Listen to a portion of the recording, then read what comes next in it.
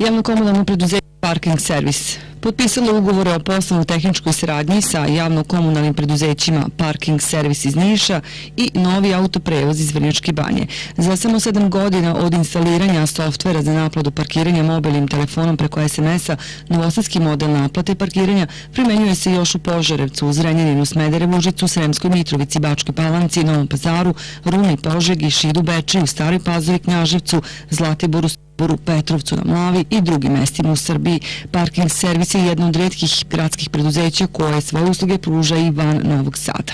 Ekipa stručnjaka novosadskog preduzeća Parking servis obavlja razgovore i sa predstavnicima gradova iz Makedonije, Rumunije, Bosne i Hercegovine i Crne Gore. Sve ovo govori koliko Parking servis učestvuje u jednoj veoma pozitivnoj promociji Novog Sada.